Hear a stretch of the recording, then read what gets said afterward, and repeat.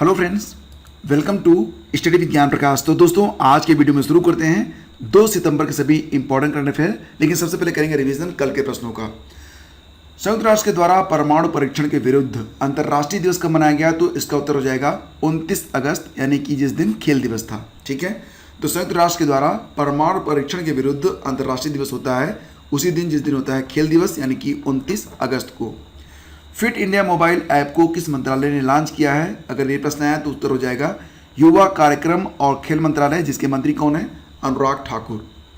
Tokyo Paralympic खेल 2020 में किसने पुरुषों की ऊंची कूद में रजत पदक जीता है? तो उत्तर हो जाएगा निषाद कुमार। और राष्ट्रीय लघु उद्योग दिवस कब मनाया गया? तो इसका आंसर होगा 30 अगस्त को। 26 अगस्त 2021 को भारत और जर्मनी की नौसेनाओं ने कहां पर एक संयुक्त अभ्यास किया है? तो उत्तर हो जाएगा अदन की खाड़ी। अब बात हो रही है अदन की खाड़ी की, तो आपको जरूर याद आ रहा होगा कि इंडिया और यूरोपियन यूनियन ने मिलकर एक नेवल एक्सरसाइज की थी जिसको नाम दिया गया था ENEUNAVFOR। और ये एक्सरसाइज कहाँ पर हुआ था? ये अदन की खाड़ी में ही किया गया था। और हाल ही में जितेंद्र सिंह ने कार्मिक और प्रशिक्षण विभाग यानी कि DOPT के तहत प्रमुख केंद्रीय प्रशिक्षण संस्थान, सचिवालय प्रशिक्षण और प्रबंधन संस्थान यानी कि ISTM में सिविल सेवकों के लिए डिजिटल लर्निंग सुविधा कर्मयोगी का उद्घाटन किया है। तो याद रखना कि ये जो कर्मयोगी डिजिटल लर्निंग सुविधा है ये किसके लिए है? ये सिविल सेवकों के लिए है। चर्चा में रहा दीपोर बिल वन्यजीव अभयारण्य, ये स्थित है कहाँ पर? असम में। याद रखना कि दीपोर बिल वन्यजीव अभयारण्य ये असम का एकमात्र रामसर साइट है। किस संगठन ने एनिमल डिस्कवरी 2020 को लॉन्च किया है? तो उत्तर हो जाएगा जूलॉजिकल सर्वे ऑफ इंडिया। इसको क्या कहते हैं आप? Zoological survey of India, ZSI।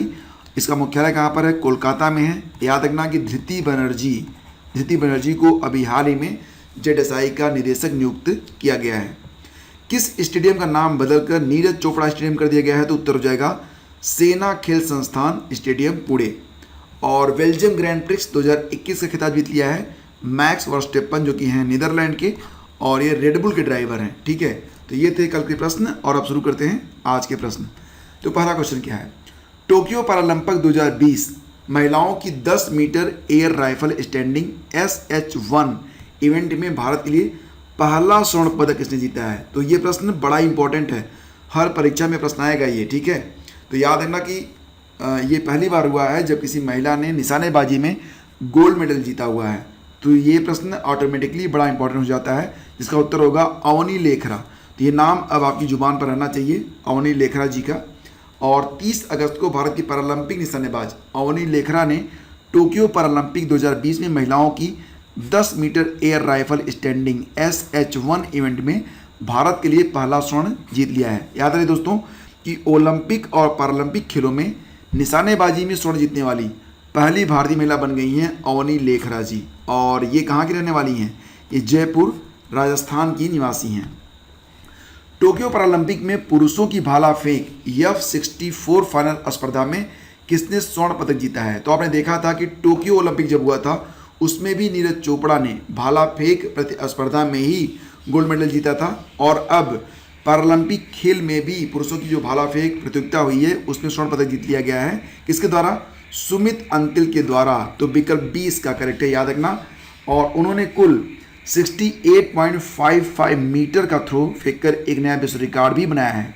और ये 23 साल के हैं सुमित, और कहाँ के रहने वाले हैं? हरियाणा के ही। और याद रखना कि इसमें सिल्वर मेडल किसने जीता है? तो सिल्वर मेडल जीता है ऑस्ट्रेलिया के मिकल ब्यूरियन ने। और ब्रॉन्ज मेडल ये जीता है श्रीलंका के दुलन कोडिथुवाकू। ठीक है, तो यहाँ पर तीनों मेडल आपने देखा। आगे बढ़ते हैं। चर्चा में रहा हो चिन मिन सिटी पोर्ट किस देश में स्थित है? तो उत्तर हो जाएगा इसका वियतनाम। अब ये जो हो चिन मिन सिटी पोर्ट है ये चर्चा में क्यों है? क्योंकि फ्रेंड्स अभी हाल ही में INS ऐरावत पहुंचा है हो चिन मिन सिटी पोर्ट। किस लिए पहुंचा है? तो वियतनाम के लिए कोविड-19 की राहत सामग्री को लेकर। और इसमें कुल 5 ISO कंटेनरों में 100 metric ton liquid medical oxygen रही और 10 LPM क्षमता के 300 ऑक्सीजन कंसंट्रेटर भी रहे। ठीक है, और अगर बात करें हम INS ऐरावत के बारे में तो विशाखापत्तनम स्थित पूर्वी नौसेना कमान के तहत यह एक स्वदेश निर्मित लैंडिंग शिप टैंक है। और हाँ फ्रेंड्स, आपकी परीक्षाओं में समय बड़ा कम बचा हुआ है। जीआईसी की परीक्षा 19 तारीख को है, उसके बाद फिर अन्य परीक्षाएं भी तेज़ी से निकट आ रही हैं। तो अगर आपके पास करंट अफेयर का नोट्स है तो अच्छी बात है, अगर नहीं है तो आप इस पीडीएफ की मदद ले सकते हैं। डाउनलोड करने का लिंक वीडियो के डिस्क्रिप्शन में दिया गया है। किस राज्य सरकार ने कुश्ती को 2032 तक गोद लेने की बात कही है? तो उत्तर हो जाएगा ऑप्शन ए यानी कि उत्तर प्रदेश। ठीक है, तो भारतीय कुश्ती महासंघ, इसको कहते हैं WFI के अध्यक्ष कौन है? ब्रिजभूषण शरण सिंह। उन्होंने कहा है कि कुश्ती खेल को गोद लेने वाली उत्तर प्रदेश सरकार द्वारा पहलवानों के समर्थन और बुनियादी ढांचों के लिए 2032 के ओलंपिक तक कुल 170 करोड़ रुपए का निवेश किए जाने की उम्मीद है। आपको याद होगा कि ओडिशा सरकार ने हॉकी खेल को जो है गोद लिया हुआ है। तो अब यहाँ पर दोनों बातें याद रखना, कुश्ती को किसने गोद लिया है? तो उत्तर प्रदेश ने। हॉकी खेल को किसने लिया है गोद? तो ओडिशा सरकार ने। हाल ही में पेटीएम ने किस बैंक के साथ पेमेंट गेटवे समाधान के लिए समझौता किया है? तो उत्तर हो जाएगा HDFC बैंक, ऑप्शन बी।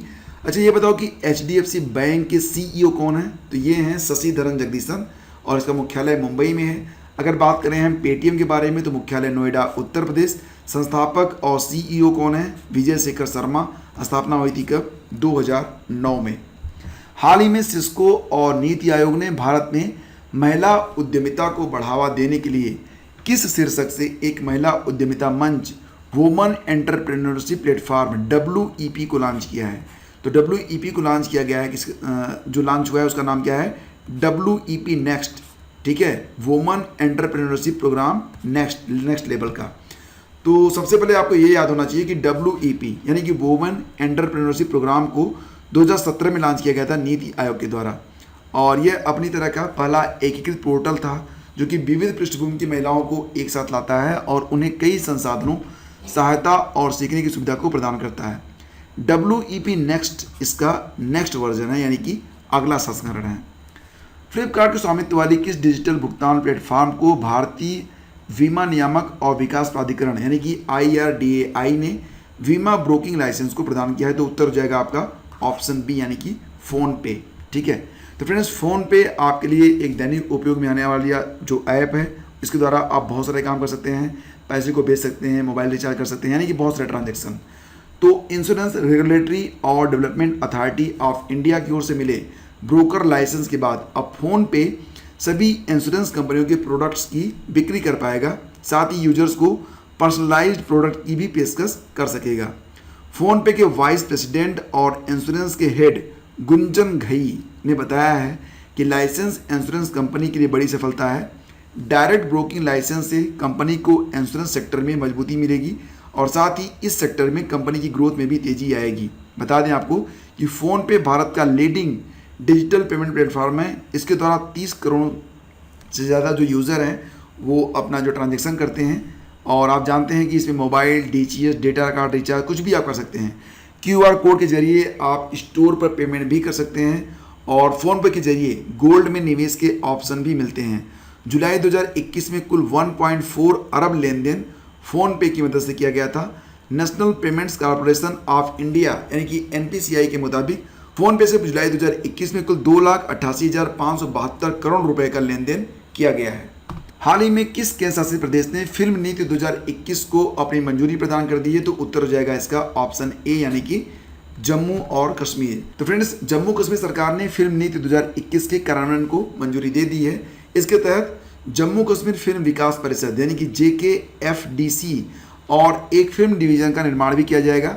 बता दें कि सरकार जम्मू कश्मीर में फिल्म उद्योग को बढ़ावा देने के लिए लगातार प्रयास कर रही है। फिल्म नीति 2021 के कार्यान्वयन को मंजूरी मिलने के साथ ही अब दुनिया भर से जो फिल्म निर्माता हैं वो वहाँ पर आकर अपनी जो शूटिंग है उसको पूरा कर सकेंगे। और सरकार ने अनापत्ति के लिए सिंगल विंडो की व्यवस्था भी की है ताकि फिल्म निर्माताओं को किसी प्रकार की परेशानी का सामना ना करना पड़े। तो बात यहाँ पर हो रही है जम्मू कश्मीर की, तो जान लीजिए कि इसका गठन हुआ था 14 मई 1954, पुनर्गठन हुआ 31 अक्टूबर 2019 को। वर्तमान में इसके LG हैं मनोज सिन्हा। और अभी हाल ही में आपको याद होगा मैंने बताया था कि सुकून नामक एक हेल्पलाइन भी शुरू की गई है। कहाँ पर? जम्मू और कश्मीर में। सलीम अली राष्ट्रीय उद्यान मिलेगा आपको श्रीनगर में, जबकि सलीम अली बर्ड सेंचुरी ये मिलेगी कहाँ पर? आपको गोवा में। कश्मीर का जो प्राचीन उल्लेख है वो राज तरंगड़ी में मिलता है। राज तरंगड़ी किसने लिखा है? कल्हड़ ने। और ईसा पूर्व 3वीं शताब्दी में सम्राट अशोक ने कश्मीर में बौद्ध धर्म का प्रचार प्रसार किया था। उसके बाद कनिष्क ने इसकी जड़ें और गहरी की। 6वीं शताब्दी के प्रारंभ में कश्मीर पर हुणों का आक्रमण हुआ। उसके बाद हुणों ने इस पर अधिकार कर लिया। कश्मीर के हिंदू राजाओं में ललितादित्य प्रमुख, ये काफ़ी जो चर्चित राजा माने जाते हैं। भारत के किस राज्य सरकार ने श्रीलंकाई शरणार्थियों के लिए 317 करोड़ रुपए की पैकेज की घोषणा की है? तो उत्तर हो जाएगा यहाँ पर ऑप्शन ए यानी कि तमिलनाडु। ठीक है, और बात हो रही है यहाँ पर तमिलनाडु की, तो याद रखो कि बनवारी लाल पुरोहित हैं तमिलनाडु के गवर्नर। कैपिटल वहाँ पर है चेन्नई। और चीफ मिनिस्टर कौन है? MK Stalin. पॉपुलेशन कितनी है? नियर अबाउट 6.79 करोड़ 2012 के अनुसार। हाल ही में किस हॉकी खिलाड़ी को ओडिशा की सरकार ने विजू पटनायक पुरस्कार से सम्मानित किया है? तो उत्तर हो जाएगा इसका अमित रोहिदास। विकल्प ए यहाँ पर बिल्कुल करेक्ट है। भारतीय हॉकी टीम के डिफेंडर अमित रोहिदास को रविवार 29 अगस्त को खेलों में शानदार प्रदर्शन के लिए प्रतिष्ठित विजू पटनायक खेल पुरस्कार से सम्मानित किया गया। ओडिशा के सुंदरगढ़ जिले के रोहिदास को राज्य के खेल और युवा सेवा मंत्री TK बेड़ा ने पुरस्कार प्रदान किया। उन्हें प्रशस्ति पत्र 2 लाख रुपए का नगद पुरस्कार दिया गया। कई राष्ट्रीय और अंतर्राष्ट्रीय खिलाड़ी तैयार करने वाले ओडिशा के अनुभवी हॉकी कोच, जिनका नाम है कालू चरण चौधरी, उनको खेलों को बढ़ावा देने के लिए जीवन पर्यंत उपलब्धियों के लिए विजू पटनायक खेल पुरस्कार से सम्मानित किया गया है। उन्हें प्रशस्ति पत्र और 3 लाख रुपए का नगद पुरस्कार दिया गया है। इसके अलावा कोचिंग में विजू पटनायक खेल एक्सीलेंस पुरस्कार दिया गया है। पैरा खिलाड़ियों के बैडमिंटन कोच शिव प्रसाद दास को उन्हें प्रशस्ति पत्र और 1 लाख रुपए का नगद पुरस्कार प्रदान किया गया। और अब बात करते हैं क्विज नंबर 229 की। तो कल प्रश्न ये पूछा गया था कि हाल ही में काकतीय रुद्रेश्वर मंदिर, जो कि भारत की 39वीं यूनेस्को विश्व धरोहर की साइट है, तो यह किस राज्य में स्थित है? तो इसका उत्तर हो जाएगा ऑप्शन बी यानी कि तेलंगाना। और आप सभी के जवाब बिल्कुल सही रहे। अब बारी है आज के प्रश्न की। बताइए कि जीनोम सीक्वेंसिंग की सुविधा उपलब्ध कराने वाला देश का पहला राज्य कौन सा बन गया है? तो ये हैं आपके विकल्प। और हाँ फ्रेंड्स, टेलीग्राम चैनल को अगर आपने अभी तक ज्वाइन नहीं किया तो ज्वाइन कर लीजिएगा। वहाँ पर आपको PDF मिल जाएगी और पूरे 8 महीने का और हर महीने का जो करंट अफेयर है, अगर उसको डाउनलोड करना है आपको तो वीडियो का डिस्क्रिप्शन चेक कर लेना। Thank you so much. और हाँ फ्रेंड्स, वीडियो को लाइक और शेयर प्लीज़ कर दिया करें आप लोग। ठीक है, थैंक यू सो मच।